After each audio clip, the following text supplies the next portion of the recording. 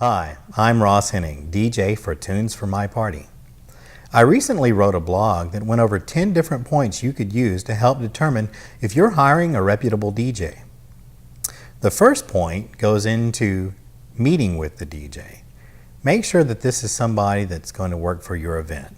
Treat it like a job interview and don't be afraid to ask questions that would be similar to those you'd ask on any job interview.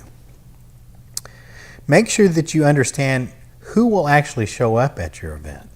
It's important to go over this point because some DJ services are basically a contracting service, so to speak.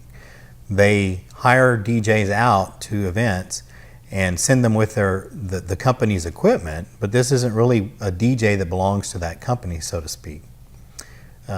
With Tunes for My Party, we let you know up front exactly who will be coming to your event, and 9 times out of 10 that's going to be myself. The next point is ask the DJ how long they need to set up and tear down. This could be a good indicator of what kind of quality you're going to get. And the reason I say that is a DJ that tells you that they're going to show up an hour before and be ready to go for your event, you're not really getting much of a DJ because it takes a while to set up equipment, and then the DJ needs to prepare for your event. For example, with my events, I typically take a minimum of 2 hours to set up, and that's from the time that I arrive to set up. That doesn't include the travel time. And this is for a small sound system. So I take plenty of time to set up the gear, set it up properly, do some sound checks, check all over the room to make sure that the sound is right in all parts of the room, not just right there in front of the system. And then I like to have a little time just to kind of relax and kind of catch my breath, so to speak. And if there's a place I can take a shower, I like to take a shower and then change clothes to get ready for the event. Now, I do all of that, and then I also like to make sure that I'm done, if possible, 30 minutes ahead of time before the first guests are going to arrive. And the reason is I like to just have time to kind of chill out, basically, from setting up, driving over, setting up and everything, so that I've got plenty of energy and I'm ready to go, ready to DJ for your event to make sure that you get what you pay for, basically. So the guy that tells you that he's going to show up an hour beforehand, all he's going to do is get his equipment set up, thrown up, basically, because there's not going to be enough time to set it up right, do a lot of sound checks, etc. So just keep that in mind. And remember that the bigger your event is, the bigger the sound system, the more elaborate the light show is, etc., need even more time. So make sure you ask your DJ that. Next thing is to check into what kind of equipment the DJ has. I'm not expecting my clients to know name brands of equipment or what kind of equipment they should expect, but I just kind of try to fill you guys in on this. Just look for name brands that you might recognize. Now, you won't recognize all of them most likely, but at Tunes for My Party, for example, we have JBL speakers, we have B52 speakers, we have Crown amplifiers, Shure microphones, Yamaha mixers, different equipment like that. Name brands that you might recognize, but without coming right out and asking them how much they paid for their equipment, just talk to them and see if you can get a feel for what they have. Make sure that what they're using is professional level equipment and not just some cheap stuff that they bought at one of the local stores. And that's not to say that you can't get good equipment at the local stores, but I remember a while back I even saw a mixer at Target. After that, point number 5, and this is a big one, make sure your DJ is fully insured. Tunes for My Party, we carry liability insurance and we carry, of course, insurance on our equipment. That liability insurance is really important, and your cheap so-called bargain DJs are not going to have insurance. A lot of your places where events are being held are going to require you to have insurance. It's really important that the DJ does have insurance, because if something happens, if the floor gets scratched from equipment or wall gets damaged, or even worse, if someone gets hurt, if the DJ is not insured, that could end up coming back on the person that's putting on the event. So make sure they're insured. Ask them, and if you don't get a good feeling about it, ask them to show you proof. Look at the proof of insurance that they should be able to provide. Next thing, point number 6, and this is another one that probably gets overlooked, and some people may think, it doesn't really matter, but I think it's important. I think it shows the caliber of the person that you're dealing with, and that is make sure that your DJ actually buys their music and doesn't steal it from the internet.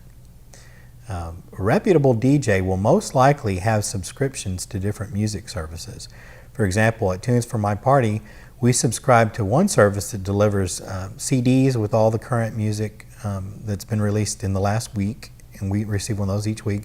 We also receive video discs with the current videos. On top of that, we subscribe to 3 different online music services so that we can download different tracks on demand. Again, your lesser DJ services, bargain DJ services, probably going to get their music from sources they may not be paying for, because in order to get the prices down that low, you got to cut it somewhere. We want to make sure that the artists are paid for their work so that they'll continue to deliver good music for us to play. Point number 7, and this is another really important one that probably gets overlooked until something happens, and that is make sure that your DJ has a backup. You just never know when someone might get hurt, might get sick, has an accident. There's just a lot of things that can happen, and I'm not trying to scare you.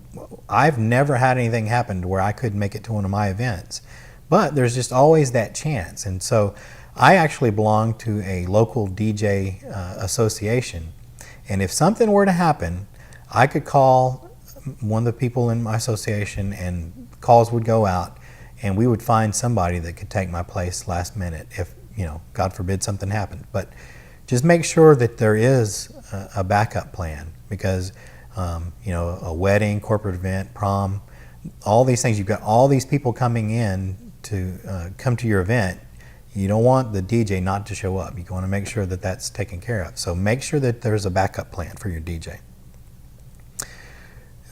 Point number 8, make sure that your DJ is going to dress appropriately at your event and not charge you extra to do so. I've heard horror stories where a DJ shows up at an event like a wedding, where they should be dressed nicely, and they're dressed in jeans and a t-shirt. You should expect your DJ to dress at least as nicely as your best dressed guest. So for a wedding, depending on how fancy the wedding is, the DJ should either be wearing a suit and tie or a tuxedo. On a location wedding or one where there's different dress, maybe you might let them get away with something that matches more of what the guests are wearing. But the idea is that you want your DJ to be very presentable, look very nice up there, because they're representing you at the event. Point number 9, and this just deals with what kind of music's played. Some DJs really prefer not to be told what to play. And if that's good with you, that's fine, but you need to make sure that's understood up front. A lot of my clients like to talk about what they'd like to have played before the event. And I actually take that information, and before the event I put together a playlist, either based on the exact songs they've given me, or if they've just told me they want a certain genre, I'll put together songs in that genre that all fit together, so that during the event I'm not scurrying around trying to find certain songs. I've got them all right there ready to go. Now I've also got my entire library ready to go as well, but I've got those at, right at my fingertips ready to play. Just talk about that with your DJ, and make sure that they are willing to do what you want. Like I said, some prefer not to play lists of songs that their clients have specified, but I look at it like this: you're paying for the event, you're paying me to entertain at your event, I'm going to play what you want me to play. The final point number 10, is references. Now this, probably goes without saying, but ask your DJ for references. Ask them if they could call somebody, or at least get written references from somebody that they've played before. Make sure that you're getting somebody that's got the experience and has satisfied customers before, so that there's no surprises on the day of your event. I guess that's about all I've got for this subject. I hope to do some more videos for you guys, and thank you for watching, and have a good time looking around the site. Hope to hear from you, and I'd love to play your event. Thanks a lot.